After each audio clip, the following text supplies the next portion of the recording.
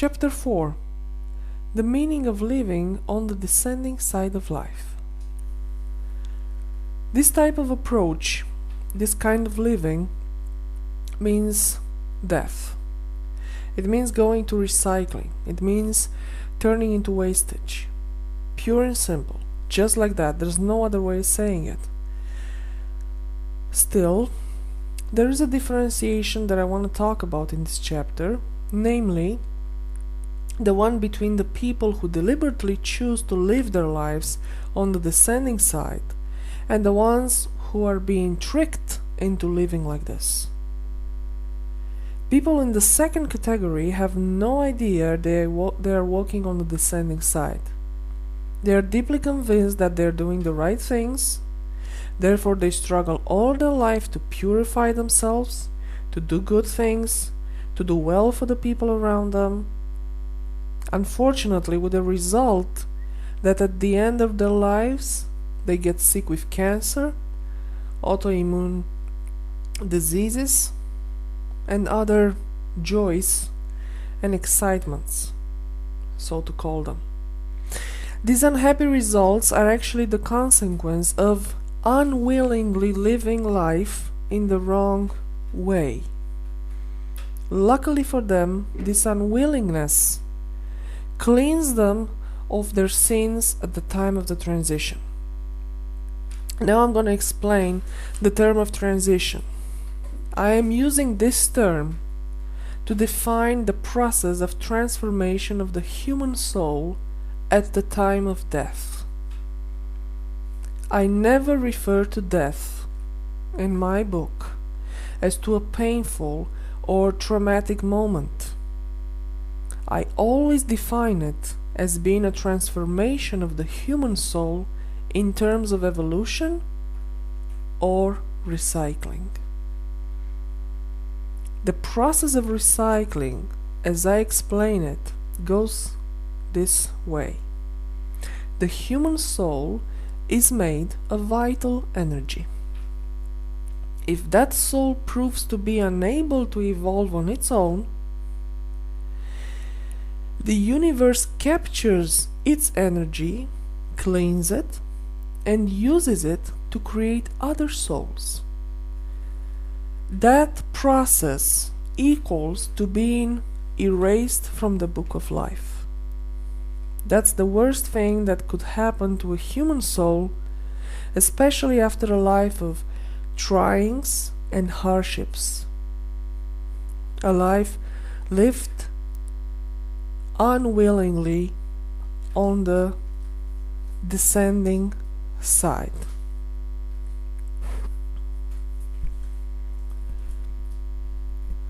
Then there's another category of people, the ones who change willingly from the positive side of life to the minus one. And there's a third category, the people who switch from the minus to the plus side of life willingly. Well, people in this category are very few. Indeed, there are very few, but being positioned in one of these two categories you've mentioned, that involves free will.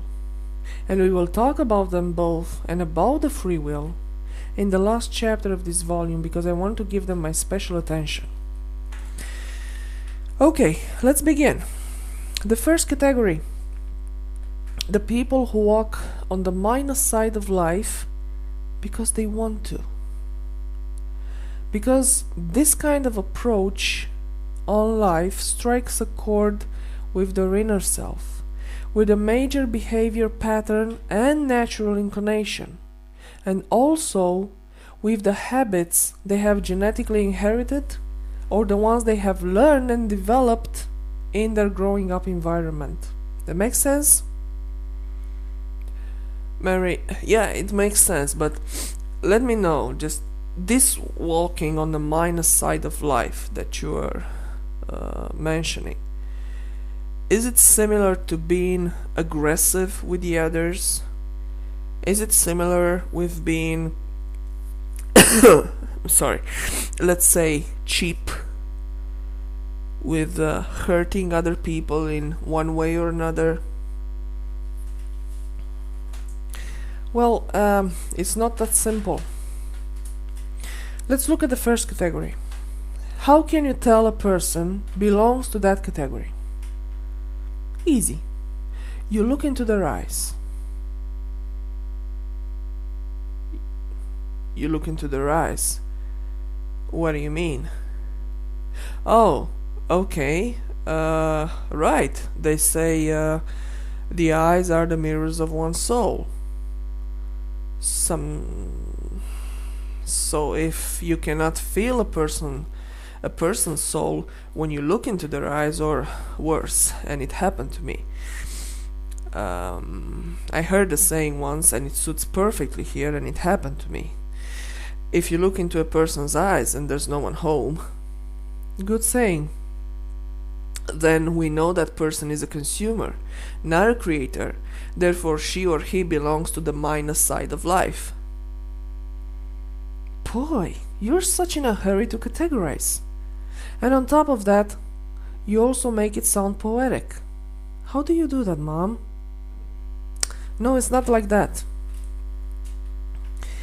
You offered a superficial interpretation.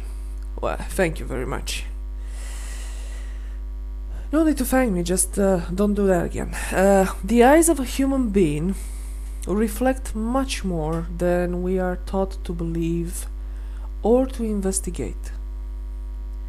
If only lovers could look at each other in the eye, not to mention other people, because I was superficial too. You? Of course. If I only knew how to look correctly in a man's eyes during a certain period of my life, he wouldn't have been able to hypnotize me and turn me into a walking dead, into a marionette.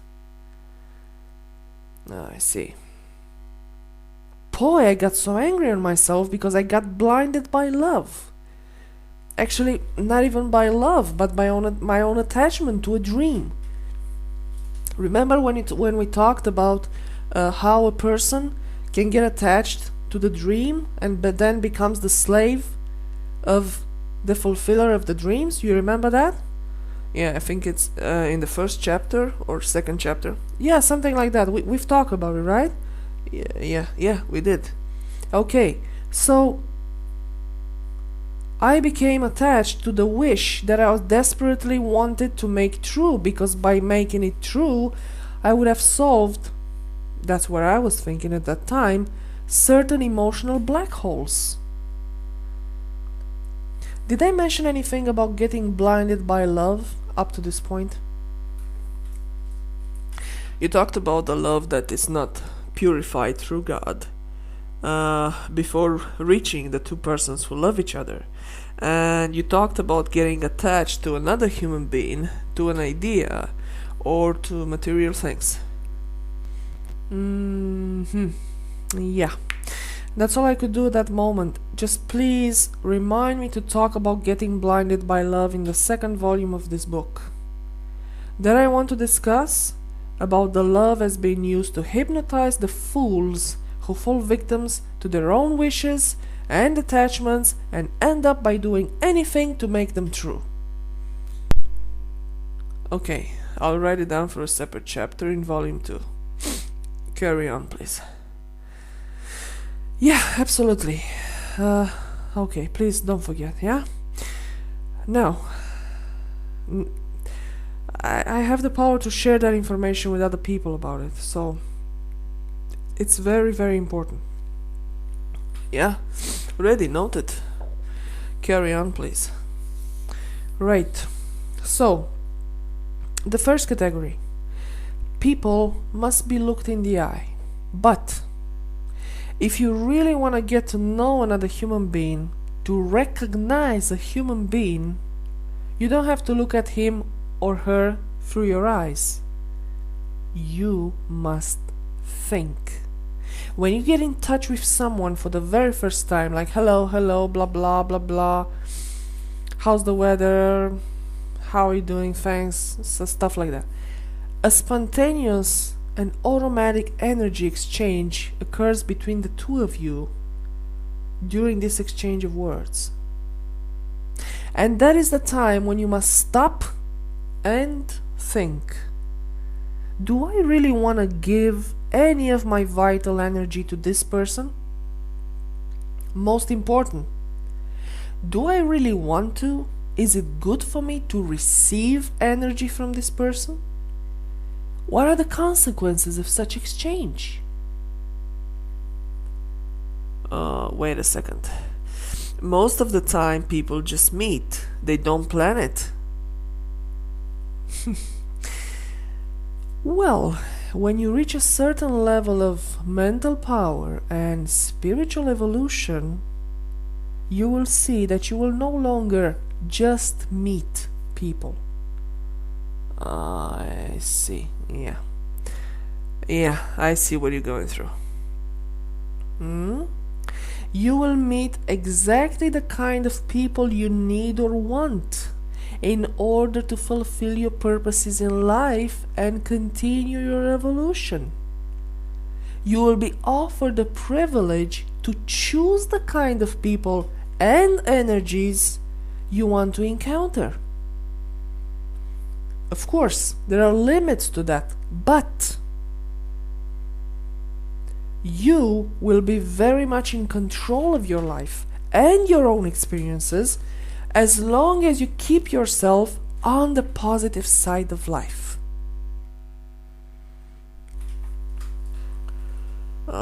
Okay.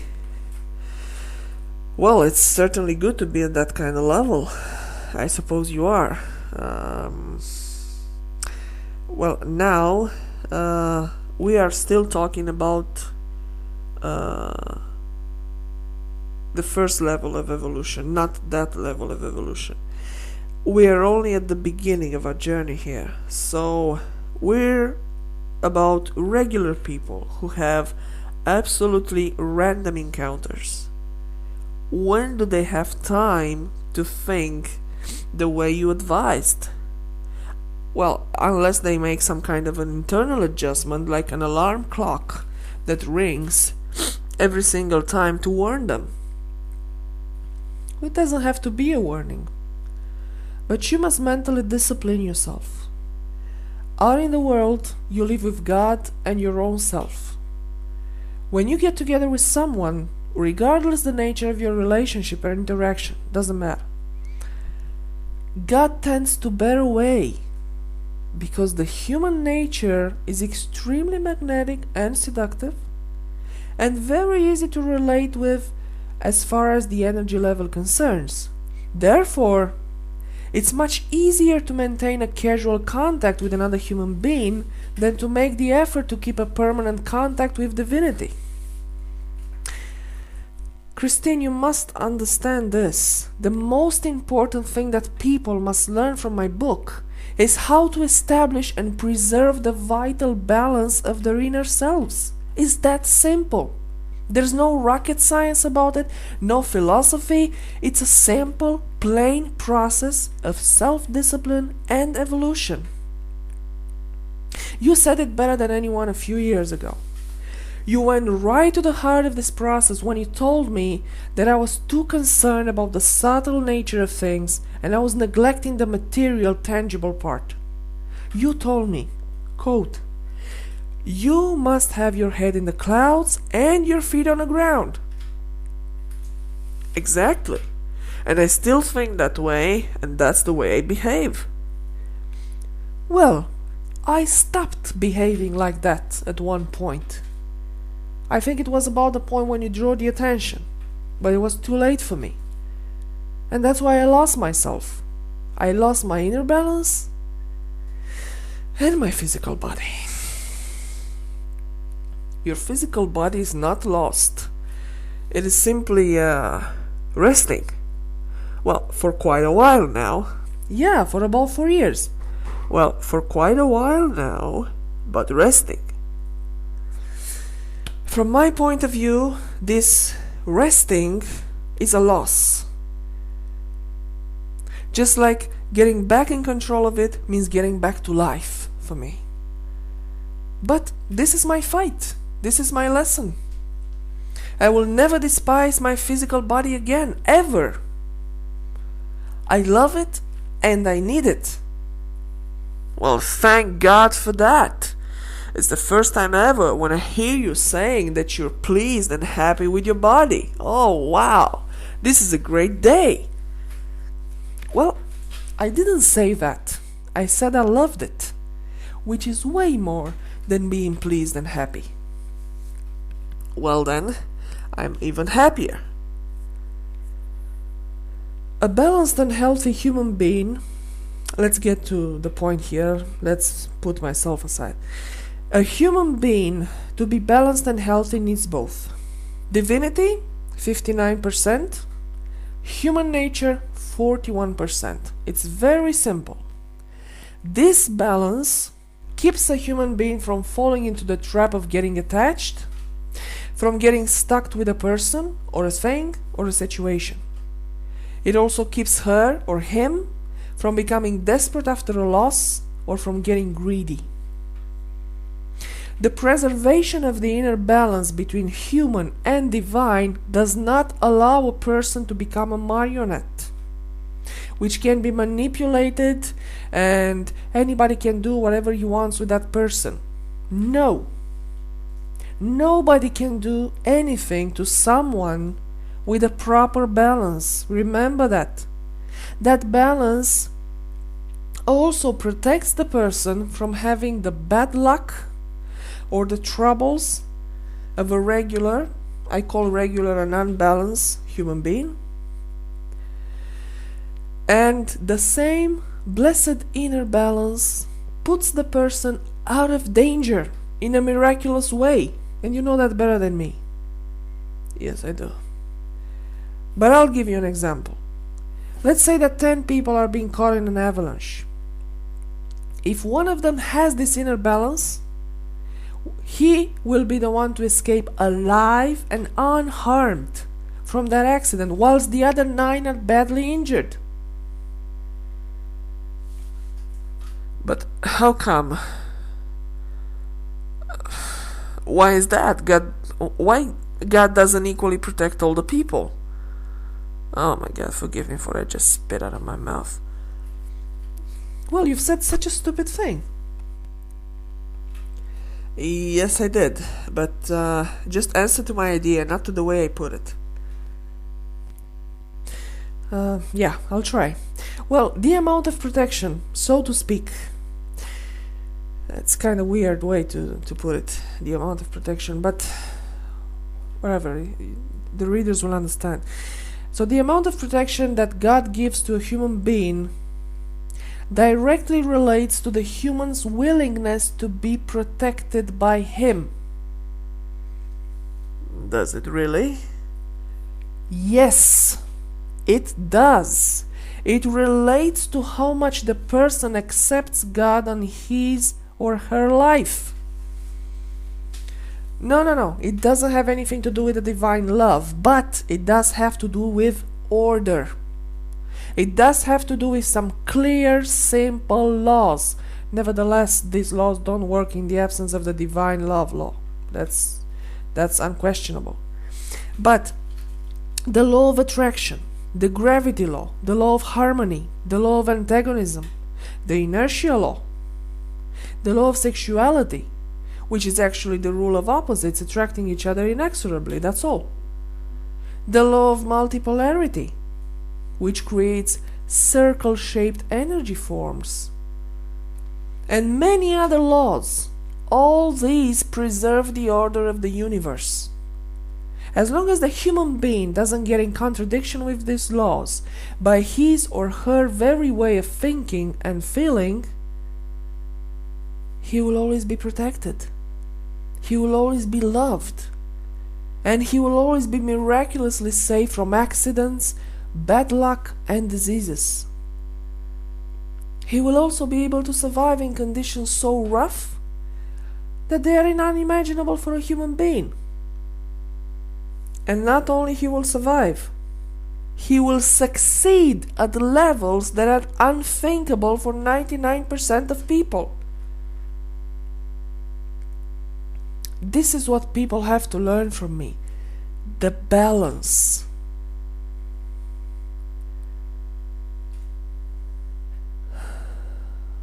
Now I want you to pay attention to something.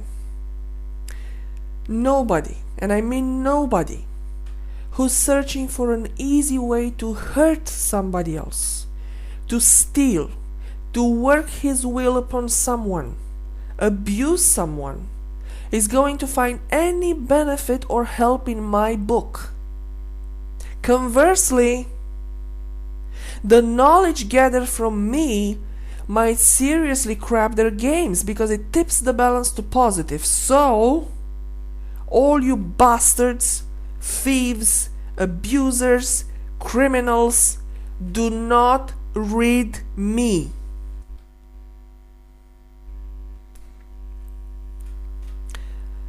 I got it. I think they got it too. But there's something that we have to clarify. Yeah, I think I know what you mean. Me. That's right. You. From the reader's point of view, how does one who follows our conversations, and we thank them for that because this is not an easy read and this is not an easy listen, how does one know that you're telling the truth? That the information, oh my god, this cold is killing me, that the information you're giving is accurate and well meant? What makes you the guru, Marie? What makes you the teacher? Beside the fact that you're miraculously reviving, thank God for that, and everything that happens in your life right now is being hallmarked by divine miracle and blessing. Beside that, this is something we both know, and now the readers will find out too, but still, why would the reader trust you? Why would the reader follow your advice instead of, let's say, lumbering your book together with other books about spiritualities and how-tos that were of no use for her or for him?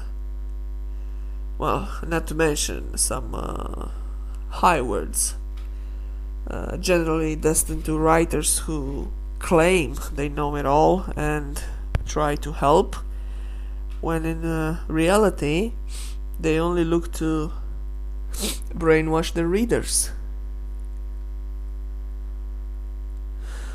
The brainwasher being me in your scenario. Only in the scenario, yes. Don't be upset. No, I'm not upset. It's a perfectly good and fair question to ask. I don't guarantee for any human being, so I don't vouch for myself either. I'm just a grain of sand with opinions and knowledge. When I woke up from coma, I was given a job to do, and I do it. That's all. The moment when I will have a fully functionable and controllable physical body, I will be able to afford human pleasures and thoughts, and I will fully enjoy and treasure this human state of mind and emotion because I have earned that right. That is my price, my reward. It's for a life experience correctly understood and shared with other people in a kind, honest, and responsible manner. Sharing is what I do right now. Sharing is what I do by writing the book.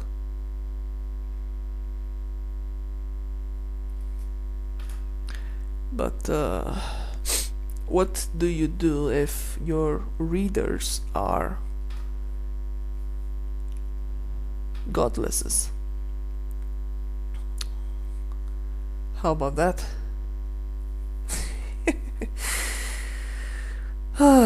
Godless, huh? Well, I gotta tell you something, Christine. There is no such thing as godless.